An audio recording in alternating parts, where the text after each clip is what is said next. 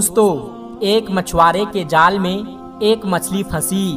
جب اس مچھلی کا پیٹ چاک کیا گیا تو اندر سے ایسا کیا نکلا کہ تمام لوگ اللہ اکبر کہتے ہوئے اسے قدرت کا بڑا معجزہ قرار دینے لگے۔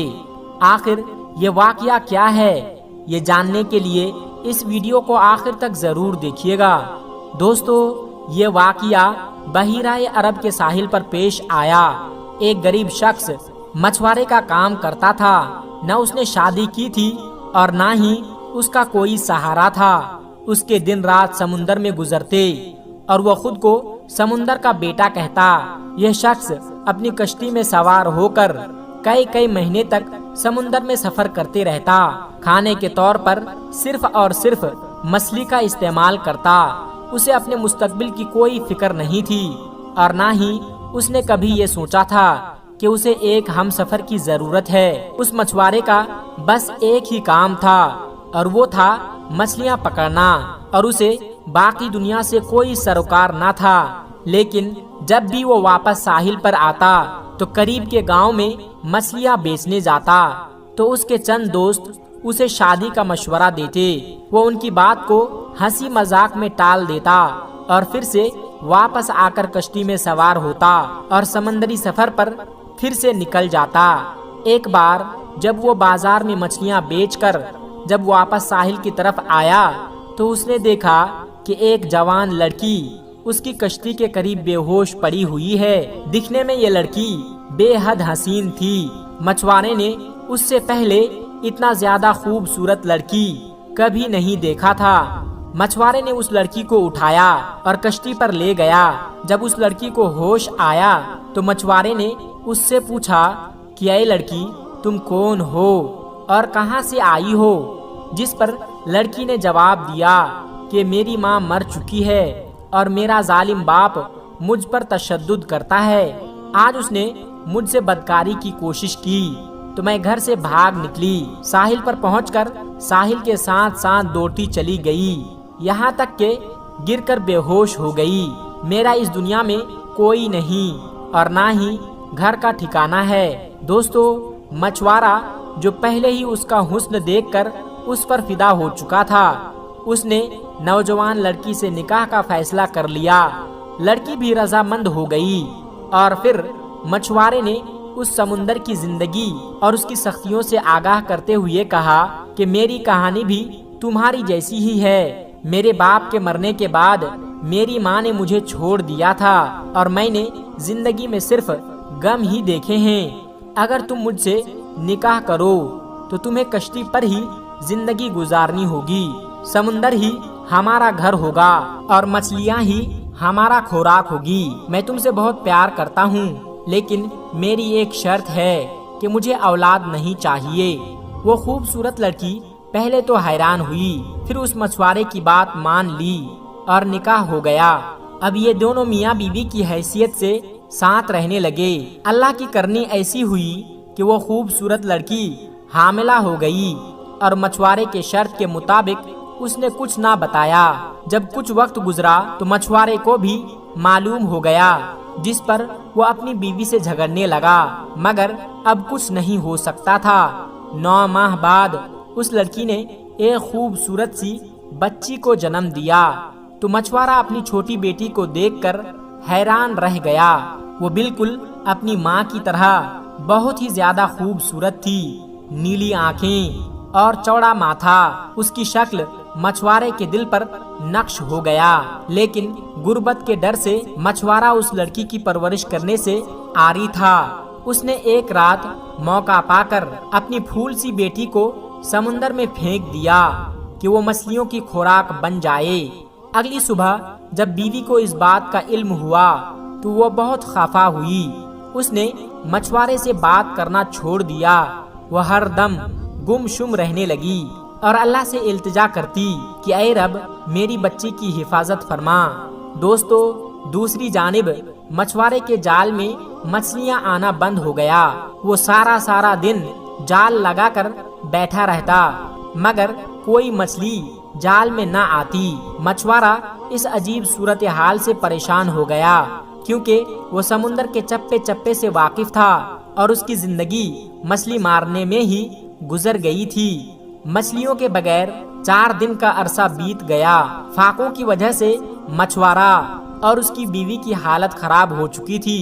مچھوارے نے تمام ہمت جمع کی اور اللہ کا نام لے کر جال سمندر میں پھینکا۔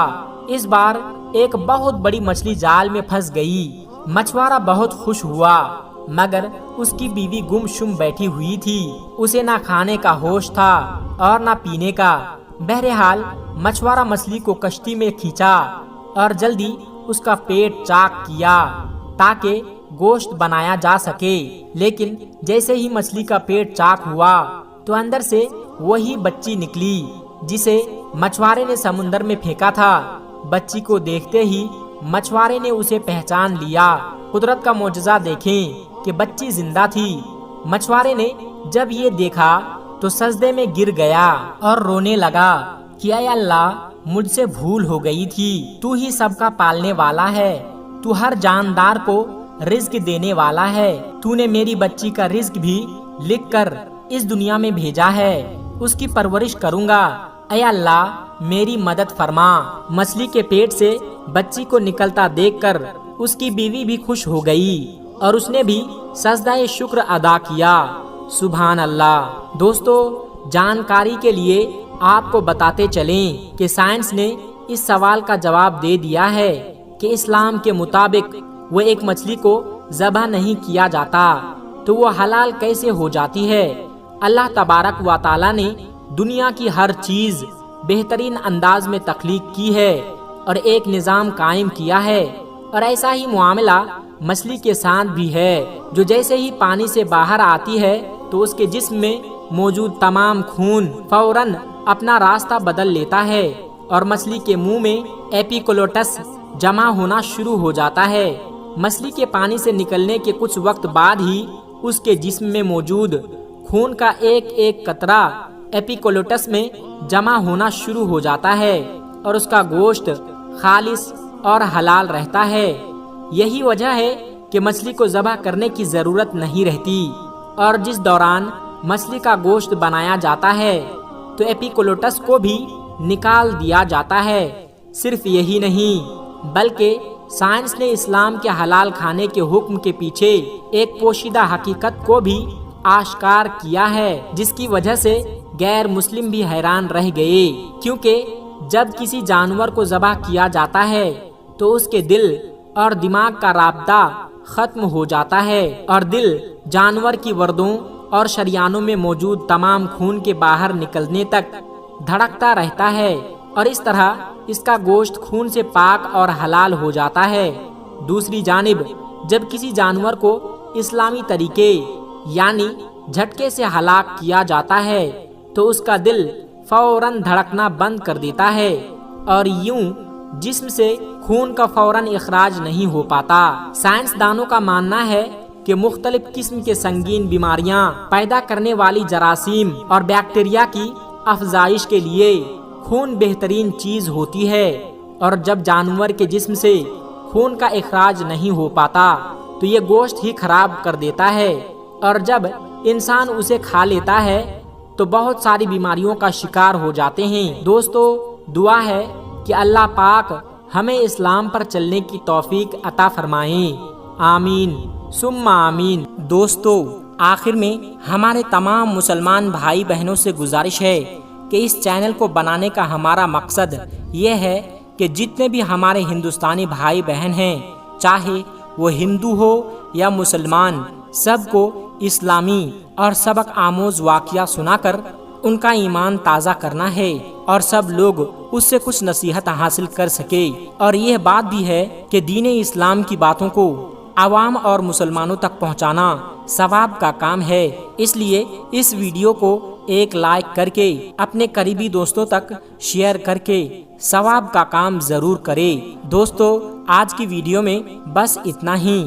اگر آپ کو یہ ویڈیو ذرا بھی اچھی لگی ہو تو آپ ہمیں سپورٹ کرنے کے لیے چینل کو سبسکرائب ضرور کر لیجئے گا۔